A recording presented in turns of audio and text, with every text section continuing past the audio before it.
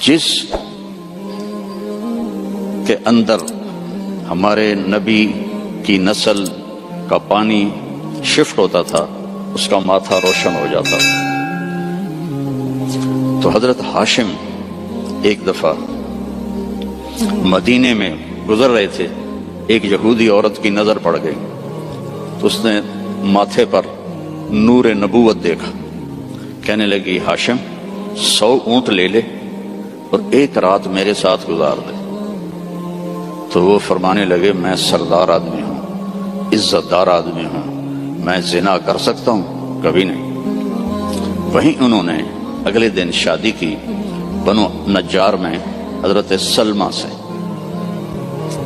2-3 دن گزرے تو بازار میں جا رہے تھے تو وہ یہودی عورت سامنے سے آ رہی تھی تو اس کو روک لیا. فرمایا تو مجھے گناہ کی دعوت دے رہی تھی، شادی کر لے.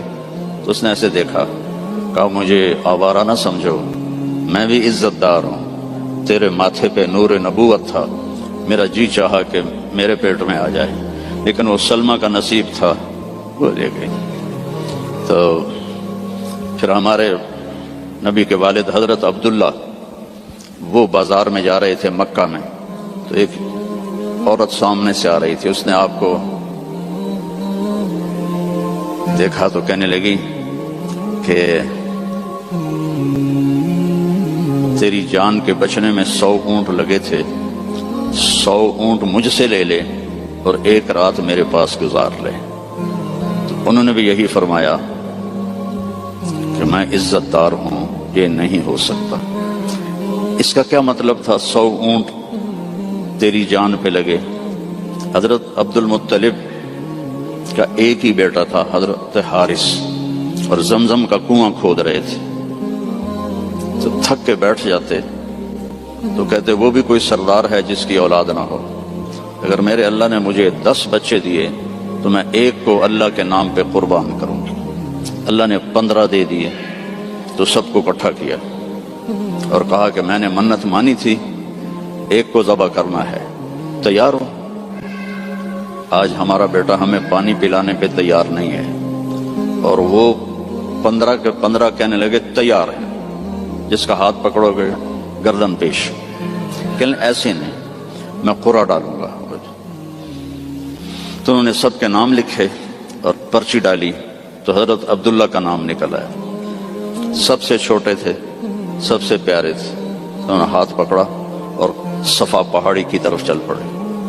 تو ان کی جو تھیں حضرت عبداللہ کی بہنیں اور پھوپھیاں اور باقی عرب سردار وہ آگے آ گئے.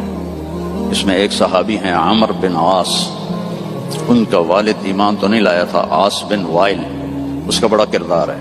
وہ کہنے لگا عبد المطلب کبھی نہیں ہونے دوں گا یہ، تو کیا چاہتا ہے کہ تیرے بعد لوگ اپنے بچے ذبح کریں؟ تو عبد المطلب کہنے لگے یہ سردار کا بول ہے، یہ عام تام بول نہیں ہے. وہ کہنے لگا تیرے سامنے بھی سردار کھڑا ہے، یہ بھی عام تام بول نہیں ہے، میں نہیں ہونے دوں گا. تو جھگڑا ہو گیا. ان کا چلو مدینے کو جاتے ہوئے راستے میں عصفان ایک جگہ تھی، تو وہاں ایک اس زمانے کے جج تھے، تو ایک عورت جج تھی کاہنہ، اس کے پاس کیس گیا. تو وہ کہنے لگی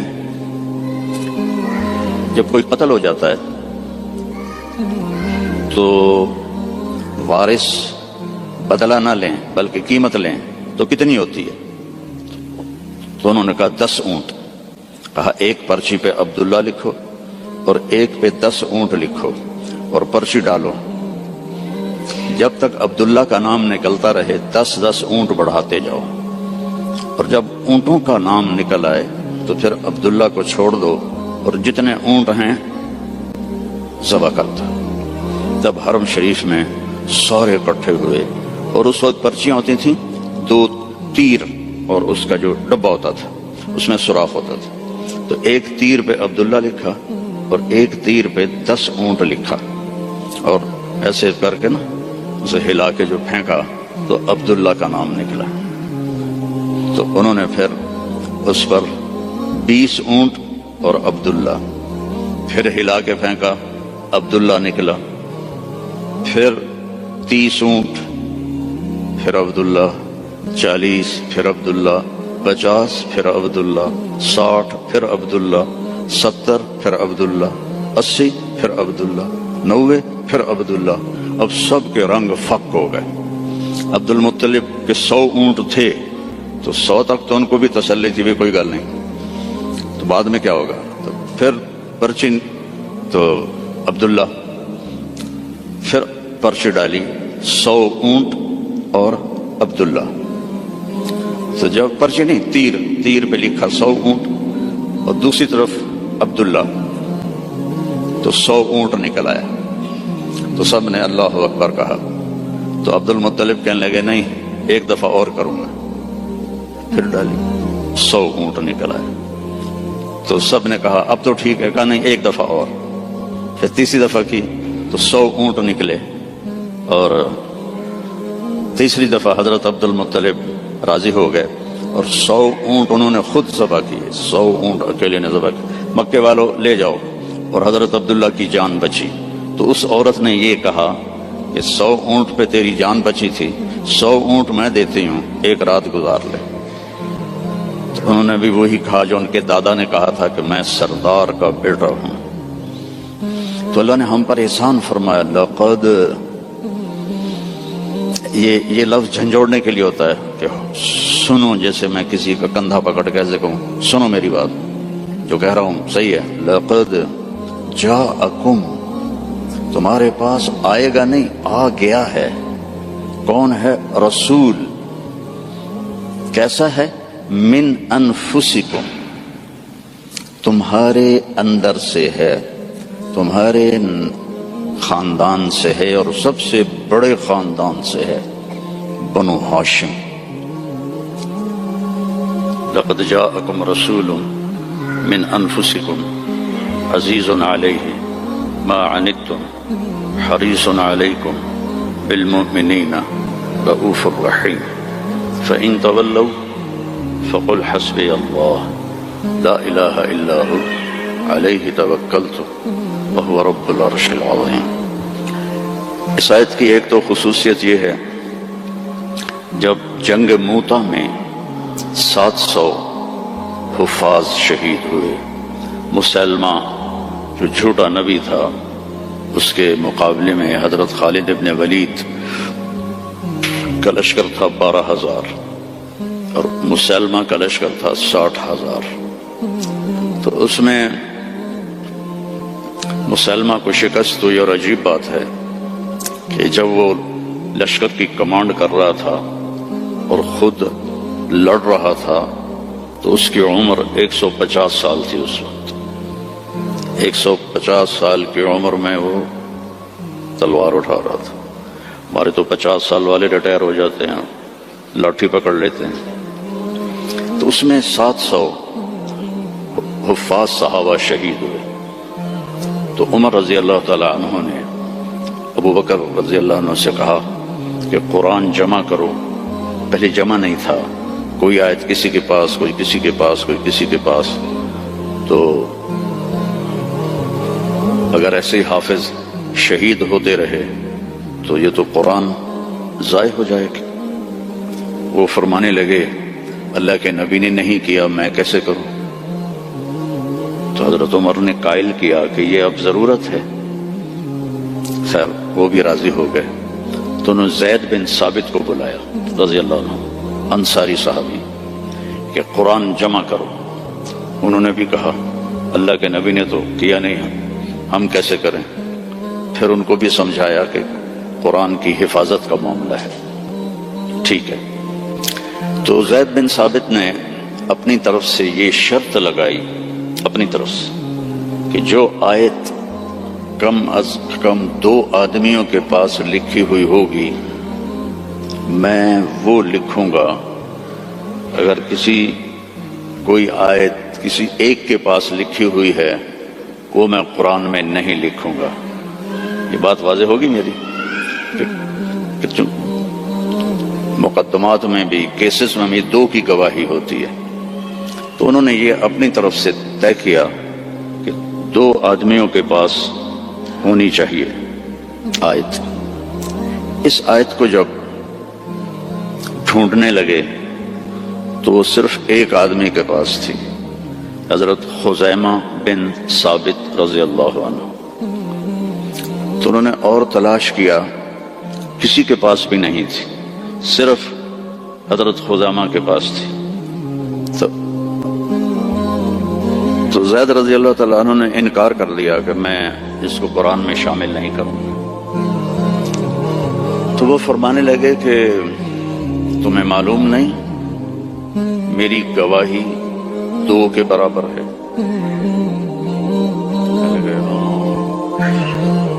اس کے پیچھے ایک عجب واقعہ ہوا۔ اللہ کے نبی جہاد کے سفر سے واپس آ رہے تھے تو ایک دیہاتی کی اونٹنی آپ کو پسند آ گئی۔ آپ نے فرمایا بیچو گے؟ اس نے کہا جی بیچوں گا۔ کتنے لوگ ہیں؟ کہا جی اتنے لوں گا۔ حدیث پاک میں اس کا عدد وہ نہیں ہے۔ تو آپ نے کہا مدینے چل کے پیسے دے دوں گا۔ تو اس نے کہا ٹھیک ہے۔ آپ آگے نکل گئے، پیچھے سے صحابہ پہنچے تو ہر ایک کو وہ اونٹنی پسند آئی۔ تو انہوں نے اس کو کہنا شروع کیا بیچو گے؟ اتنے پیسے دیں گے۔ وہ اللہ کے نبی نے جو پیسے لگائے تھے اس سے زیادہ کہنے لگے تو ان کی نیت خراب ہو گئی۔ انہوں نے کہا یا رسول اللہ مجھے اب پیسے دو اور اپنی اونٹنی لو۔ تو آپ نے کہا بھائی تیرا میرا آپس میں باقاعدہ معاہدہ ہوا تھا کہ میں تمہیں پیسے مدینے میں دوں گا اور اونٹنی لے لوں گا۔ کہ نہیں کوئی نہیں ہے، یا آپ ابھی پیسے دیں اور اونٹنی لیں یا میں آگے بیچتا ہوں۔ تو آپ نے فرمایا بھائی تم اپنا وعدہ تو یاد کر۔ کہنے لگا کوئی گواہ پیش کریں۔ کون تھا گواہ؟ تو کوئی بھی نہیں تھا اس وقت، صرف آپ 2 ہی تھے۔ تو صحابہ اکٹھے ہو گئے۔ وہ بدو کہے گواہ لاؤ۔ آپ فرمائیں گواہ تو کوئی تھا نہیں۔ تو صحابہ اس کو برا بھلا کہنے لگے کہ تو اللہ کے نبی کو جھٹلاتا ہے۔ تو اتنے میں خزیمہ بن ثابت رضی اللہ عنہ انہوں نے کہا یا رسول اللہ میں گواہی دیتا ہوں کہ آپ نے یہ اونٹنی کا سودا اسی طرح کیا ہے۔ تو آپ نے فرمایا تو تھا ہی نہیں، تو کیسے گواہی دیتا ہے؟ یا رسول اللہ آپ آسمان کی خبریں بتاتے ہیں اور ہم کہتے ہیں سچ ہے، تو یہ اونٹنی کی خبر کو سچ نہیں مانیں گے؟ تو آپ اتنا خوش ہوئے کہ آپ نے فرمایا آج کے بعد خزیمہ جہاں بھی گواہی دے گا یہ 2 کے برابر ہوگا۔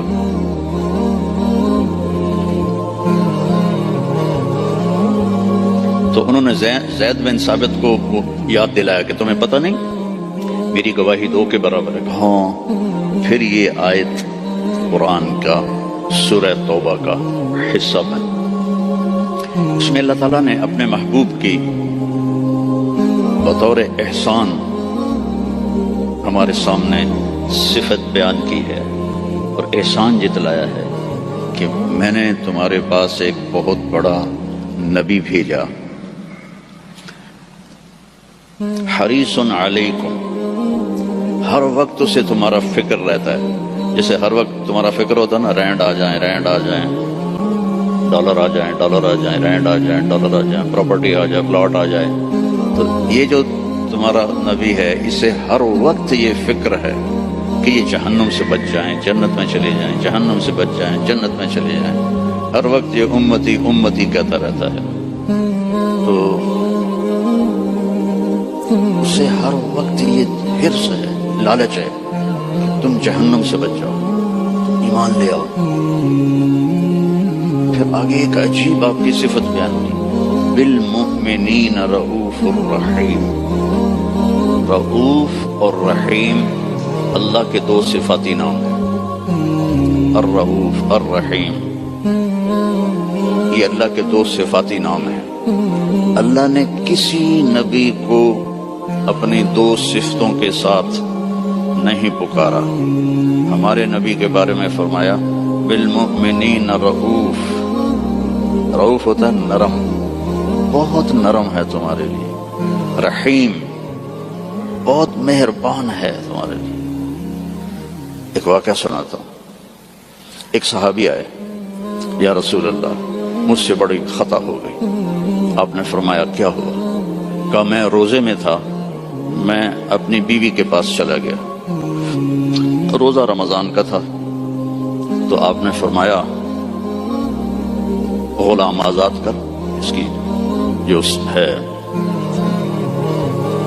جزا غلام آزاد کر۔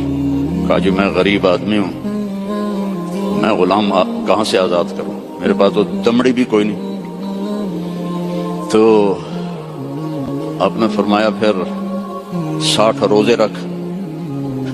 وہ کہنے لگا ایک روزے چند چاڑے ہے تو 60 روزوں میں کیا کروں گا، ایک روزے میں یہ کیا ہے تو 60 روزوں میں کیا کروں گا، یہ بھی نہیں ہوگا۔ آپ نے کہا پھر 60 غریبوں کو کھانا کھلا۔ کہنے لگا میں خود غریب ہوں، میں کس کو کھانا کھلاؤں؟ آپ نے کہا بیٹھ جا۔ بیٹھ گیا۔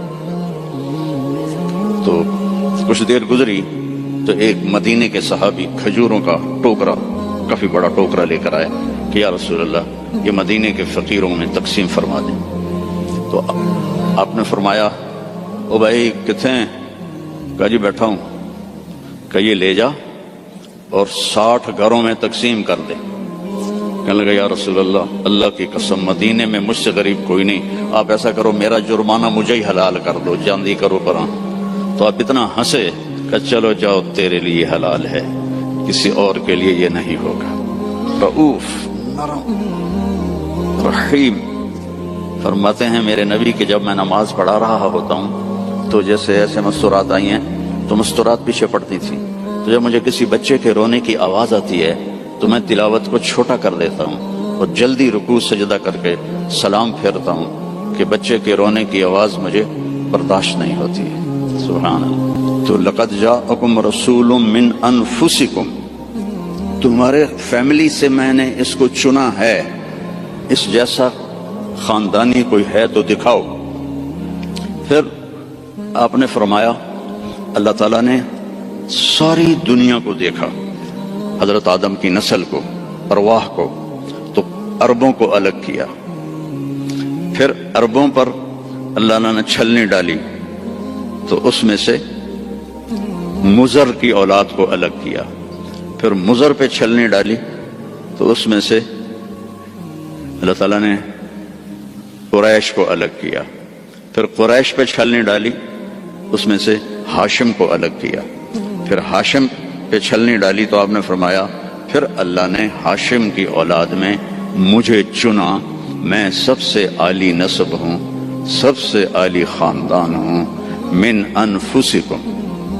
اچھا میں موریتانیہ گیا، عرب ملک ہے افریقہ میں، ہاں میں تو افریقہ ہی بیٹھا ہوں نا، مجھے یاد ہی نہیں۔ تو غریب ملک ہے، مالکی مذہب ہے وہاں۔ وہ اس آیت کو پڑھتے ہیں لقد جاءکم رسول من انفسکم،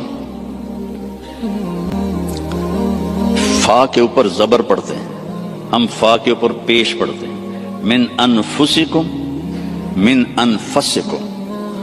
اور کئی قرآن میں الفاظ ایسے ہیں کہ چونکہ اس کی 7 قراتیں ہیں تو پھر مجھے اس کا مطلب دوسرا سمجھ میں آیا۔ انفسکم تو ہے خاندان کی عزت اور اونچائی اور بلند۔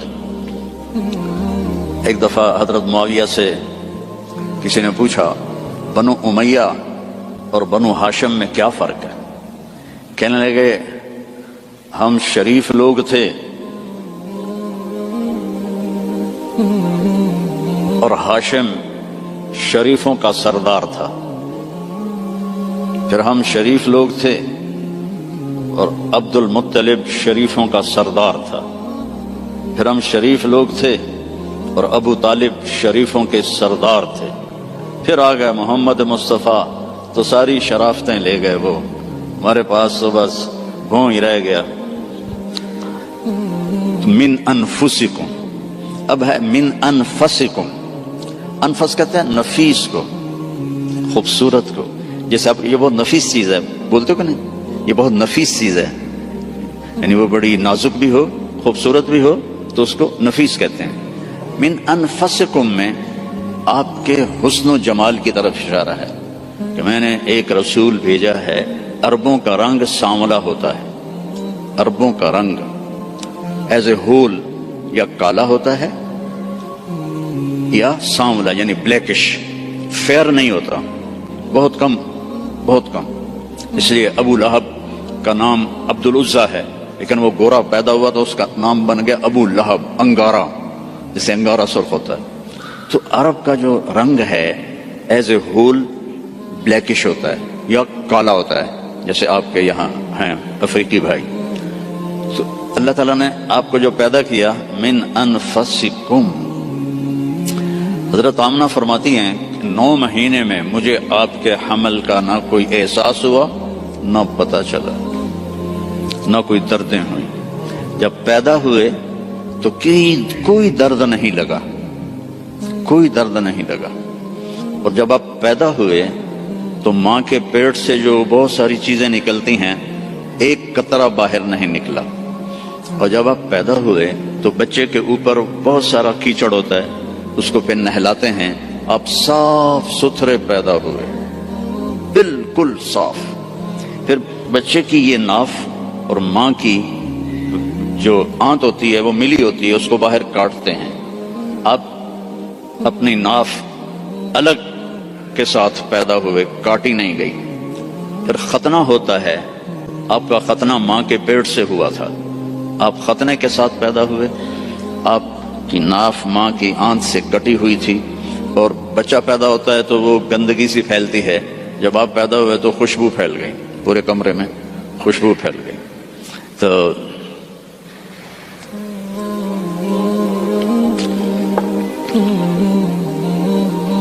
اب وہ آپ کی جو دائی تھی وہ حیران ہو کے دیکھ رہی تھی کہ یہ کیسا بچہ ہے. تو اسی حیرت میں ان کو حضرت آمنہ کے پہلو میں لٹایا. یہ بچہ کتنی عمر کا ہے؟ 15 منٹ 20 منٹ آدھا گھنٹہ. تو آپ ایسے لیٹے ہوئے ہیں, ایک دم کروٹ بدلی جیسے مضبوط آدمی کروٹ بدلتا ہے, اور ہاتھ یہاں رکھے اور یوں سجدے میں چلے گئے, جیسے بڑے سجدہ کرتے ہیں. لیٹے یا نہیں, گھٹنے اٹھائے, ہاتھ اٹھائے اور اس طرح سجدہ کیا آپ نے, اور لمبا سجدہ. اور اس کے بعد آپ نے سجدے سے یوں سر اٹھایا, دونوں ہاتھ سیدھے کیے. بچہ تو ہل بھی نہیں سکتا, یہ کیا کر رہا ہے؟ یوں کیے اور سینے کو یہاں کیا, اور پھر اس ہاتھ کو اوپر کیا اور اپنا سر بھی اوپر کیا, اور انگلی کو ایسے آسمان کی طرف اٹھایا. کیا پیغام دیا؟ نماز لے کے آیا ہوں, افریقہ میں آ کے چھوڑ نہ دینا. رینڈ کے پیچھے بھاگتے بھاگتے رینڈ نہ بن جانا. پنجابی والے سمجھتے ہوں گے رینڈ کسے کہتے ہیں. جوں کو رینڈ کہتے ہیں. تو ایسا سجدہ کیا, اور جب آپ نے یوں کیا تو سارا نور ہی نور پھیل گیا. اور اس کے بعد آپ پھر وہی بچے کے بچے. تو وہ ڈر گئی, دونوں, دائی بھی ڈر گئی, اماں بھی ڈر گئی. تو انہوں نے اٹھا کر ان کو گود میں لے لیا. تو ایک دم گھر کی چھت پھٹی اور اس سے ایک بادل لایا. تو وہ بادل اتنا گہرا تھا کہ آپ اس کے اندر چھپ گئے. یہ ماں کی آنکھیں اور یہ بچہ, لیکن نظر نہیں آ رہا. فوگ جیسے ہوتی ہے نا سردیوں میں, آپ کے یہاں ہوتی ہے سردیوں میں, ہمارے یہاں بہت زیادہ ہوتی ہے. تو وہ بچہ نظر نہیں آ رہا ہے. تو اس فوگ کے اندر سے آواز آئی, طوفوا بہ مشارق الارض و مغاربہا, اس بچے کو دنیا پھرا دو. لیعرفوا باسمہ ونعتہ وصورتہ, ساری دنیا کو بتا دو یہ ہے جس کے پیچھے چلو گے تو کامیابی ہے, ورنہ جانور میں اور تم میں کوئی فرق نہیں ہوگا. یہی ہے جو تمہیں اللہ سے ملانے آیا ہے. اور پھر ایک عجب آواز آئی کہ اس کو آدم کے اخلاق دو، شیش کی معرفت دو،